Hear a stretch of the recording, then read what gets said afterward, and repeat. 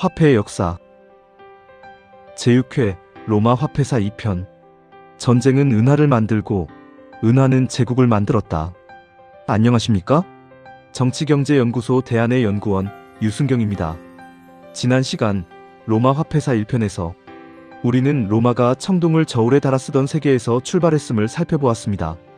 그 시기 로마에는 아직 주화가 없었고 멀리까지 통용되는 화폐도 없었습니다. 가치 판단은 청동의 무게에 의존했고 경제활동은 현물과 노동, 관습적 의무를 중심으로 이루어졌습니다. 하지만 로마가 성장하면서 이 질서는 한계에 부딪힙니다.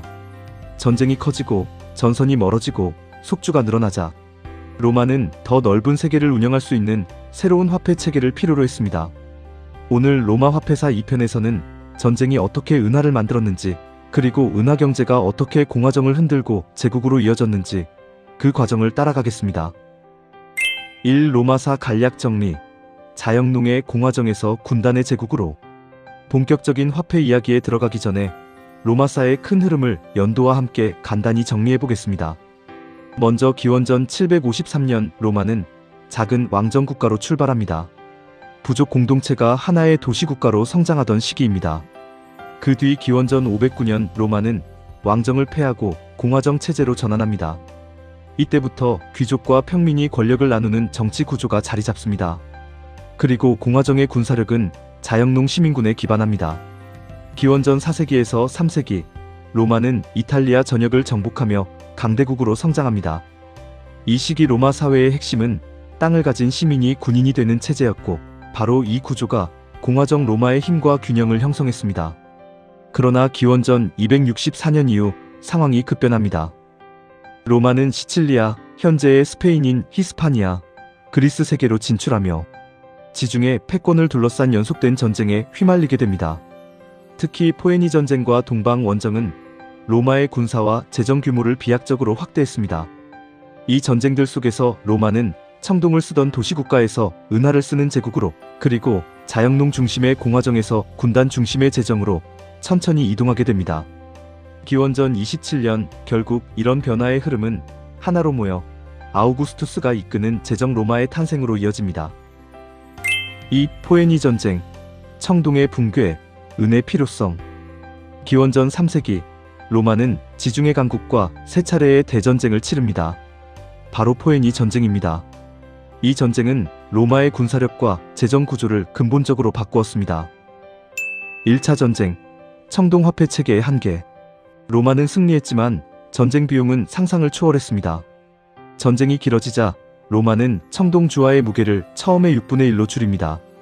이는 사실상 대규모 절하였고 청동의 실질 가치와 국가의 공식 가치가 갈라지기 시작했습니다.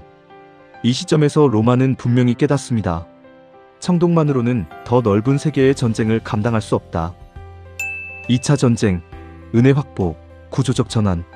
결정적 변화는 2차 전쟁에서 찾아옵니다.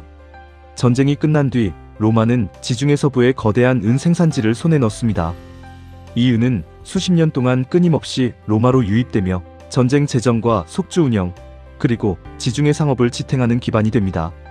그리고 이 은을 토대로 기원전 211년 은화, 데나리우스가 등장합니다. 3. 데나리우스, 제국의 회계 언어. 데나리우스는 단순한 은화가 아니었습니다. 로마가 전쟁을 수행하고 속주를 통치하기 위해 만든 새로운 결제 언어였습니다.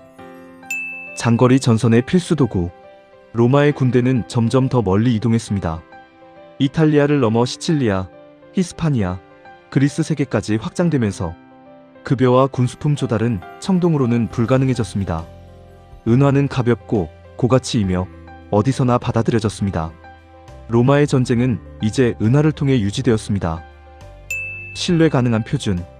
은화, 데나리우스는 일정한 무게와 순도를 유지했고 국가가 그 가치를 보증했습니다. 이 표준화는 로마 국경을 넘어 확산되며 상업과 조세를 하나의 체계 안으로 끌어들였습니다. 제국 화폐 순환의 탄생. 데나리우스의 핵심은 순환 구조입니다.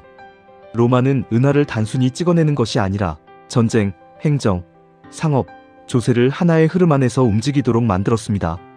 하지만 여기서 한 가지 중요한 점을 강조할 필요가 있습니다. 로마의 조세는 오직 은하만으로 이루어지지 않았다는 것입니다. 속주 대부분은 여전히 곡물, 가축, 노예, 물자, 노동력 같은 현물 조세가 중심이었습니다. 은하 경제는 이 현물 재정과 나란히 작동하며 서로를 보완했습니다. 이 점을 염두에 두면서 로마의 순환을 다시 살펴보겠습니다. 첫째, 군대와 행정에 대한 은하 지출. 속주에 배치된 군단의 급여, 도로, 항만, 수로 건설비, 도시 행정비가 은하로 지급되었습니다. 이는 속주 경제에 직접 투입되는 로마 경제의 첫 신호였습니다. 둘째, 지역 상업의 화폐 공급. 병사와 관리가 받은 데나리우스는 속주 상인과 농민에게 흘러들어갑니다. 이 은하는 속주의 시장에 화폐를 제공했고 현물 조세 중심 사회에서도 교환을 매끄럽게 만들어주는 윤활유 역할을 했습니다. 즉 현물 조세가 중심이었지만 은하는 속주의 일상 상업과 도시 거래를 움직이는 핵심 도구였습니다. 셋째, 조세로 회수. 현물과 화폐의 이중 체계. 속주의 조세는 크게 두 갈래로 로마에 돌아갑니다. 1. 현물 조세. 곡물, 올리브유, 의류, 선박재료, 심지어 병참용 동물까지 로마의 군단과 도시 인구를 유지한 것은 바로 이 현물이었습니다. 2. 은하조세. 사법, 행정비용, 지방 도시의 공공지출, 그리고 속주의 상업활동에서 발생하는 은하는 세금 형태로 로마 중앙재정으로 모였습니다.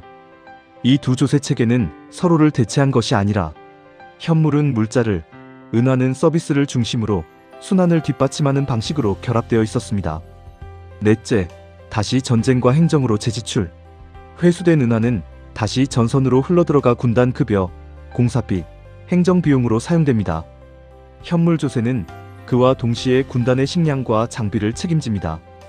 은하는 지불의 언어, 현물은 경제 유지의 기반이었습니다. 이 두 축이 함께 돌아갈 때 로마 제국이라는 거대한 시스템은 멈추지 않고 움직일 수 있었습니다. 정리하자면 로마의 경제는 단순한 은하 경제도 순수한 현물 경제도 아니었습니다. 현물 조세가 제국의 물적 기반을 만들었고 은하가 제국의 행정과 상업을 연결하는 흐름을 만들었습니다. 두 체계가 결합했을 때 비로소 로마는 광대한 영토를 하나의 통치 구조 안에서 유지할 수 있었습니다. 4. 은하 경제가 가져온 내부 변화. 자영농의 몰락과 공화정의 균열. 그러나 은하 경제는 로마 내부에 깊은 변화를 가져왔습니다. 이 변화는 로마 정치의 중심이었던 공화정을 천천히 무너뜨리는 힘으로 작용했습니다. 여기서 잠시 공화정이 무엇이었는지를 짚고 넘어가겠습니다. 로마의 공화정은 귀족과 평민이 서로 견제하며 국가를 함께 운영하는 정치 구조였습니다. 집정관, 원로원, 민회가 권한을 나누어 가졌고 국가의 군사력은 자영농 시민군이라는 넓은 시민층에 기반했습니다. 이 시민들이 자신의 토지에서 생계를 유지하고 그 토지를 지키기 위해 군대에 참여하는 것이 공화정 운영의 핵심이었습니다. 즉, 땅을 가진 시민이 군인이 되고 군인이 곧 공화정을 지탱하는 주체였던 것입니다. 하지만 은하 경제의 확산은 이 기반을 서서히 허물기 시작합니다. 자영농 시민군의 붕괴. 공화정의 군사력은 자영농 시민군에 의해 유지되었습니다. 그러나 전쟁이 길어지고 전선이 멀어지면서 이들은 자신의 농지를 돌볼 수 없게 되었습니다. 빚은 늘어났고 경쟁력은 떨어졌고 많은 이들이 토지를 잃고 도시로 밀려났습니다. 자영농이 무너진다는 것은 단순한 경제적 변화가 아니라 공화정을 지탱하던 군사, 사회적 기반이 사라진다는 의미였습니다. 상층 엘리트의 축제. 전쟁에서 나오는 전리품, 속주의 조세계약, 군수 조달권은 소수의 유력 가문에게 집중되었습니다. 그들은 은하를 축적하며 경제적, 정치적 영향력을 압도적으로 확장했습니다. 공화정의 균형은 점점 더 상층 엘리트 쪽으로 기울어갔고 로마 사회는 심각한 불평등 구조로 재편되기 시작했습니다. 군단의 충성은 공화정에서 지휘관으로, 자영농 시민군이 무너지면서 로마 군대는 점점 더 급여를 받는 직업군으로 변했습니다. 급여를 지급하는 존재는 국가가 아니라 현장에서 군대를 이끄는 장군이었습니다. 그 결과 군단의 충성은 국가나 공화정 질서가 아니라 지휘관 개인에게 향하게 됩니다.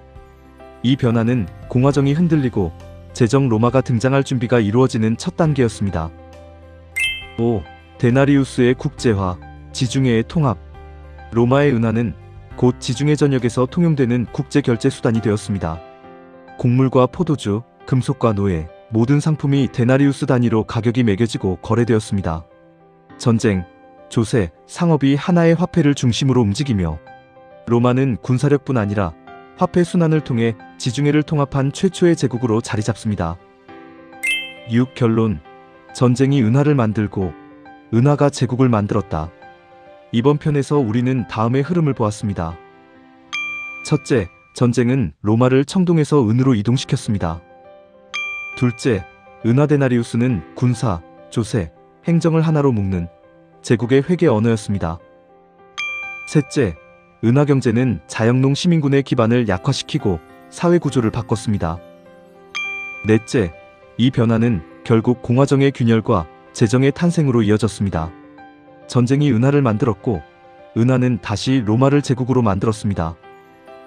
다음 편에서는 은의 고갈과 데나리우스의 품위 절하, 3세기의 인플레이션, 그리고 금화 솔리두스의 등장과 중세 화폐 질서의 시작까지 로마 제국의 화폐가 걸어간 마지막 길을 설명하겠습니다.